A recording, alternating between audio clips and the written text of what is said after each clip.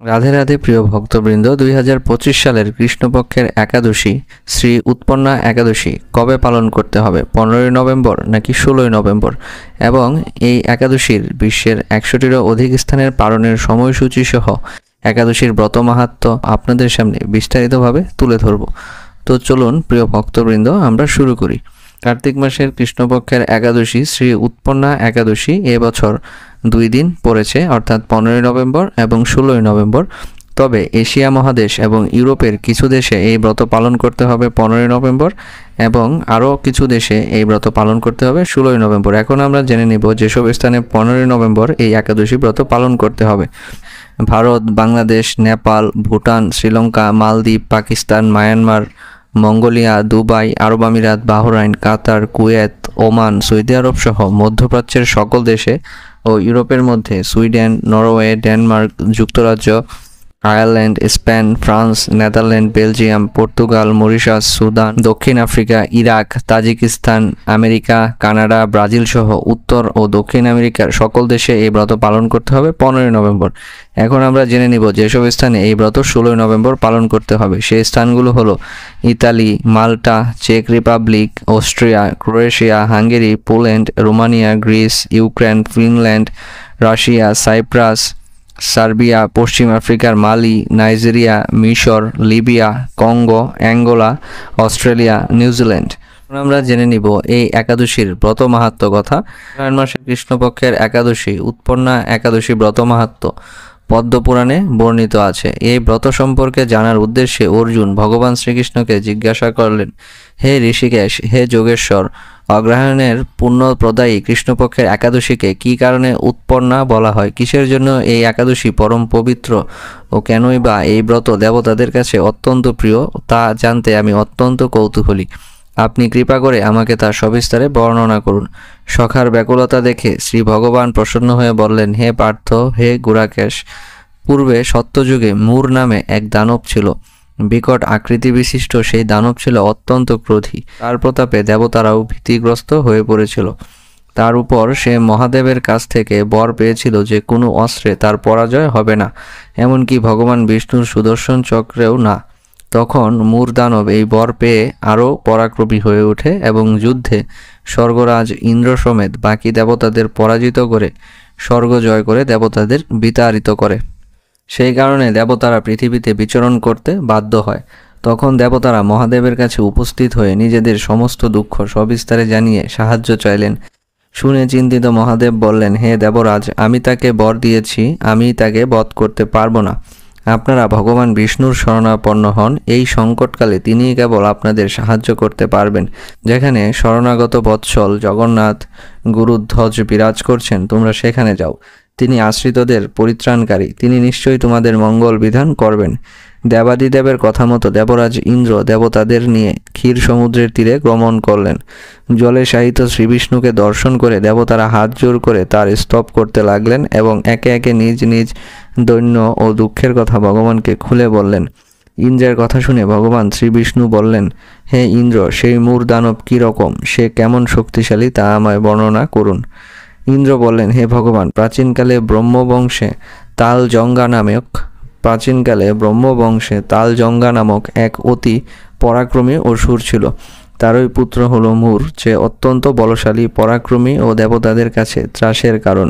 সে চন্দ্রাবতী নামে এক পুরীতে বাস করে। স্বর্গ থেকে আমাদের বিতাড়িত করে তার স্বজাতি দানবদের কাউকে রাজা, কাউকে অন্যান্য দিকপাল রূপে প্রতিষ্ঠিত করে এখন সে দেবলোক সম্পূর্ণ অধিকার করছে। তার প্রবল বিক্রমে আজ আমরা পৃথিবীতে উদ্ভ্রান্তের মতো বিচরণ করছি। ইন্দ্রদেবের কথা শুনে ভগবান অত্যন্ত ক্রোধান্বিত হলেন। তিনি দেবতাদের সঙ্গে চন্দ্রাবতী পুরীতে গেলেন। শ্রীবিষ্ণুকে দেখা মাত্রই দৈত্যরাজ মূর বারবার তর্জন গর্জন করতে লাগলো। দেবতা ও অসুরের মধ্যে তুমুল যুদ্ধ শুরু হলো। শ্রী ভগবান অসুর পক্ষের সমস্ত যোদ্ধাদের দিব্যবাণের আঘাতে হত্যা করতে লাগলেন। তখন তারা প্রাণ বাঁচাতে নানা দিকে পালাতে লাগলো। সেই সময় শ্রীবিষ্ণু দৈত্য সৈন্যদের হত্যার জন্য সুদর্শন চক্র নিক্ষেপ করলেন। ফলে সমস্ত সৈন্য ধ্বংসপ্রাপ্ত হলো। একমাত্র মূর অসুরই জীবিত রইল। তখন শ্রীবিষ্ণু মূরের সাথে বাহুযুদ্ধে লিপ্ত হলেন। এইভাবে দেবতাদের হিসাবে 1000 বছর যুদ্ধ করার পরও এইভাবে দেবতাদের হিসাবে 1000 বছর যুদ্ধ করার পরেও তার মৃত্যু কোনো অস্ত্রেই হলো না। তখন শ্রীহরি বিশেষ চিন্তান্বিত হয়ে বদ্রিকা আশ্রমে গমন করলেন। সেখানে সিংহবতী নামে একটি গুহার মধ্যে প্রবেশ করে শয়ন করলেন। এই গুহাটি 1 দ্বার বিশিষ্ট এবং 12 যোজন অর্থাৎ 86 মাইল বিস্তৃত। মূর্দানব ভগবানের পিছু পিছু সেই গুহায় প্রবেশ করল। সে শ্রীবিষ্ণুকে নিদ্রিত দেখে অত্যন্ত আনন্দিত হয়ে ভাবতে লাগলো, আমার সাথে যুদ্ধে পরাজিত হয়ে বিষ্ণু এখানে গোপনে শয়ন করছে, গোপনে শুয়ে আছে। এখন আমি তাকে অবশ্যই বধ করব। দানবের এইরকম চিন্তার সঙ্গে সঙ্গে ভগবান শ্রী বিষ্ণুর শরীর থেকে এক নারী মূর্তির আবির্ভাব ঘটল। তিনি হলেন উৎপন্না। তিনি রূপবতী, সৌভাগ্যশালিনী, দিব্য অস্ত্র শস্ত্রধারিণী ও বিষ্ণু তেজ সমভূতা বলে মহাপরাক্রমশালী ছিলেন। দৈত্যরাজ মূরের সাথে তার তুমুল যুদ্ধ শুরু হলো। দিব্য অস্ত্রধারিণী ও বিষ্ণু তেজ সমভূতা বলে মহাপরাক্রমশালী ছিলেন। দৈত্যরাজ মূরের সাথে তার তুমুল যুদ্ধ শুরু হলো। কিছুকাল যুদ্ধের পর দেবীর দিব্য তেজে অসুর ভস্মীভূত হলো। তারপর শ্রীবিষ্ণু জেগে উঠে সেই ভস্মীভূত দানবকে দেখে বিস্মিত হলেন। এক দিব্যনারীকে তার পাশে হাত জোর করে দাঁড়িয়ে থাকতে দেখে বললেন, হে মহাপরাক্রান্ত উগ্রমূর্তি, এই মূর দানবকে কে বধ করলো? যিনি একে হত্যা করেছে তিনি নিশ্চয়ই প্রশংসনীয় কর্ম করেছে। সেই দিব্যনারী বললেন, হে প্রভু, আমি আপনার শরীর থেকে উৎপন্ন হয়েছি। আপনি যখন ঘুমিয়েছিলেন তখন এই দানব আপনাকে বধ করতে চেয়েছিল, তাই দেখে আমি তাকে বধ করেছি। আপনার কৃপাতেই আমি তাকে বধ করতে পেরেছি। একথা শুনে ভগবান বললেন, তুমি একাদশীতে আমার পরাশক্তি থেকে উৎপন্ন হয়েছ, তাই তোমার নাম হবে উৎপন্না একাদশী। আমি এই চিলুকে দেবতা ও ঋষিদের অনেক বর প্রদান করেছি।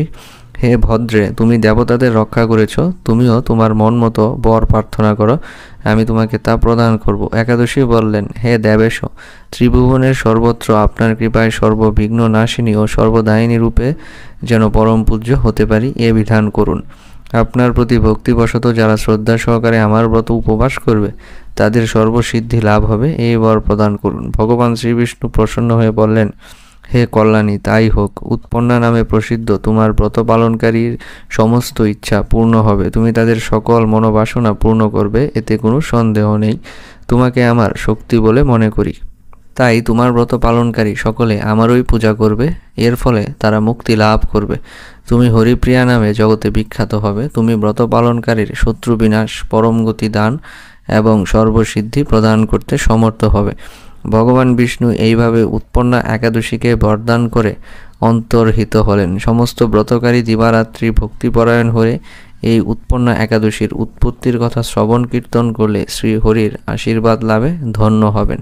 প্রিয় ভক্তবৃন্দ, আপনাদেরকে এখন পালনের বিস্তারিত সময়সূচি আপনাদের সামনে তুলে ধরছি। বাংলাদেশে পালন করতে হবে পরদিন অর্থাৎ 16ই নভেম্বর সকাল 9:41 থেকে 9:46 মধ্যে, কলকাতাতে 9:11 থেকে 9:30 মধ্যে, গুয়াহাটি এবং আসামে সকাল 9:11 থেকে 9:19 মধ্যে, শিলং এবং মেঘালয়ে 9:11 থেকে 9:18 মধ্যে, আগরতলা এবং ত্রিপুরাতে 9:11 থেকে 9:19 মধ্যে, দিল্লিতে 9:11 থেকে 10:18 মধ্যে, বিহারে 9:11 থেকে 9:42 মধ্যে, পাটনাতে 9:11 থেকে 9:42 মধ্যে, উজ্জয়নে 9:11 থেকে 9:35 মধ্যে, ওড়িশা এবং ভুবনেশ্বরে পালন করতে হবে 9:38 থেকে 9:39 মধ্যে, পুনেতে 9:11 থেকে 10:26, কেরালাতে 9:11 থেকে 10:12, অরুণাচলে 9:11 থেকে 9:13,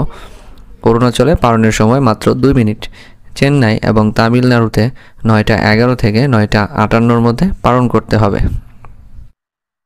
নিউ ইয়র্কে একাদশী পালন করতে হবে 15ই নভেম্বর এবং পালন করতে হবে পরদিন 6:44 থেকে 10:01 মধ্যে। কানেকটিকাট ইউএসএ পালন করতে হবে 6:41 থেকে 9:57 মধ্যে। নিউ জার্সিতে 6:45 থেকে 10:03 মধ্যে, ওয়াশিংটনে 6:52 থেকে 10:12 মধ্যে, নর্থ ক্যারোলিনাতে 6:56 থেকে 10:22 মধ্যে, জর্জিয়াতে 7:05 থেকে 10:34 মধ্যে। অস্ট্রেলিয়াতে একাদশী পালন করতে হবে 16ই নভেম্বর। আপনারা এখানে দেখতে পাচ্ছেন আমি লাল কালি দিয়ে বোল্ড করে দিয়েছি। এবং নিউজিল্যান্ডেও একাদশী পালন করতে হবে 16ই নভেম্বর। অস্ট্রেলিয়াতে পালন করতে হবে 17ই নভেম্বর 5:47 থেকে 10:19 মধ্যে। নিউজিল্যান্ডে 5:50 থেকে 10:40 মধ্যে। টেনেসিতে পালন করতে হবে 6:22 থেকে 9:47 মধ্যে। মিশিগানে পালন করতে হবে 7:39 থেকে 10:50 মিনিটের মধ্যে, লন্ডনে পালন করতে হবে 7:20 থেকে 10:16 মিনিটের মধ্যে, আয়ারল্যান্ডে 7:52 থেকে 10:43, পর্তুগালে 7:20 থেকে 10:40, শিকাগোতে 6:41 থেকে 9:57, ডালাস এবং টেক্সাসে 6:58 থেকে 10:27, ক্যালিফোর্নিয়াতে 6:39 থেকে 10:02, ফ্লোরিডাতে 6:53 থেকে 10:27, ওহাইও 7:19 থেকে 10:37, স্যান ফ্রান্সিসকো 6:51 থেকে 10:13, ওয়াশিংটন স্টেট 7:08 থেকে 10:14, মন্ট্রিল কানাডাতে 6:55 থেকে 10:04, টরন্টো কানাডাতে 7:13 থেকে 10:25, অন্টারিওতে 7:50 থেকে 10:51, অটোয়াতে 7:03 থেকে 10:12, ম্যানিটোবাতে 8:02 থেকে 10:38, সাসকাচুয়ানে 8:29 থেকে 11:24 মিনিটের মধ্যে পালন করতে হবে। আলবার্টাতে 8:13 থেকে 11:07 মিনিটের মধ্যে, ব্রিটিশ কলম্বিয়াতে 7:50 থেকে 10:39, মেক্সিকোতে 6:45 থেকে 10:29, ব্রাজিলে 6:30 থেকে 10:47, আর্জেন্টিনাতে 5:39 থেকে 10:18, চিলিতে 6:30 থেকে 11:08, পেরুতে 5:32 থেকে 9:46, কলম্বিয়াতে 5:43 থেকে 9:42, গায়ানাতে 5:43 থেকে 9:39, সার্বিয়াতে একাদশী ব্রত পালন করতে হবে 16 নভেম্বর এবং পালন করতে হবে 17 নভেম্বর সকাল 6:38 মিনিট থেকে 9:47 মিনিটের মধ্যে। বাংলাদেশে 9:41 থেকে 9:46, নেপালে 9:26 থেকে 10টা, ভুটানে 9:41 থেকে 9:58 মিনিটের মধ্যে পালন করতে হবে। ফ্রান্সে পালন করতে হবে 8:01 থেকে 11:03, নেদারল্যান্ডে 8:03 থেকে 10:57, বেলজিয়ামে 8টা থেকে 10:58, স্পেনে 8:02 থেকে 11:20, মালি ওয়েস্ট আফ্রিকাতে পালন করতে হবে 6:30 থেকে 10:21, রোমানিয়াতে একাদশী ব্রত পালন করতে হবে 16 নভেম্বর এবং ব্রত পালন করতে হবে 17 নভেম্বর। আপনারা স্ক্রিনে দেখতে পাচ্ছেন বোল্ড করে লেখা আছে। তো রোমানিয়াতে পালনের সময় হচ্ছে সকাল 7:14 থেকে 10:25, পোল্যান্ডে সকাল 7টা থেকে 9:53, হাঙ্গেরিতে 6:51 থেকে 9:56, ক্রোয়েশিয়াতে 6:58 থেকে 10:06, অস্ট্রিয়াতে 7:04 থেকে 10:07, চেক রিপাবলিকে 7:18 থেকে 10:17, ইতালিতে 7:02 থেকে 10:17, মাল্টাতে 6:40 থেকে 10:04, সুইজারল্যান্ডে 7:36 থেকে 10:42, জার্মানিতে 7:31 থেকে 10:24, ফিনল্যান্ডে 8:24 থেকে 10:51, নরওয়েতে 8:17 থেকে 10:46। আমি আবারও বলছি, এখানে যেগুলো লাল কালি দিয়ে বোল্ড করা সেসব স্থানে একাদশী পালন করতে হবে 16 তারিখ এবং ব্রতের পালন করতে হবে 17 তারিখ। আর যেগুলো কালো কালি দিয়ে লেখা সেখানে একাদশী ব্রত পালন করতে হবে 15 নভেম্বর এবং পালন করবেন 16 নভেম্বর। তো নরওয়েতে পালন করতে হবে 8:17 থেকে 10:46, ডেনমার্ক এবং সুইডেনে 7:44 থেকে 10:16, ইউক্রেনে 7:15 থেকে 10:13, গ্রিকে 7:07 থেকে 10:29, দুবাই আবুধাবিতে পালন করতে হবে 7:41 থেকে 10:14, সৌদি আরবে 6:41 থেকে 9:48, বাহরাইনে 6:41 থেকে 9:33, কুয়েতে 6:41 থেকে 9:46, কাতারে 6:41 থেকে 9:29, ওমানে 7:41 থেকে 10:01, জর্ডানে 6:05 থেকে 9:35, লেবাননে 6:11 থেকে 9:38, সাইপ্রাসে 6:23 থেকে 9:48, রাশিয়াতে 8:09 থেকে 10:52, থাইল্যান্ডে 6:18 থেকে 6:19, মাত্র 1 মিনিট পালনের সময় আছে থাইল্যান্ডে, ভিয়েতনামে 6:08 থেকে 6:19, ফিলিপাইনে 5:57 থেকে 7:19, তাইওয়ানে 6:11 থেকে 7:19, জাপানে 6:18 থেকে 7:19,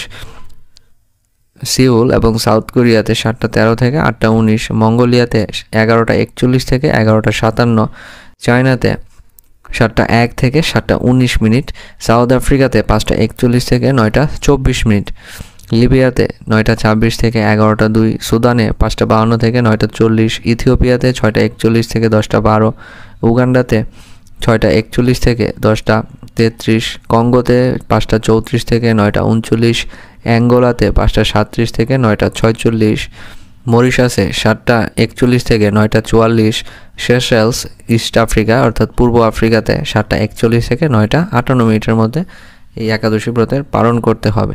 তো প্রিয় ভক্তবৃন্দ, আমি আশা করি আজকের ভিডিওর মাধ্যমে আপনারা উপকৃত হতে পেরেছেন।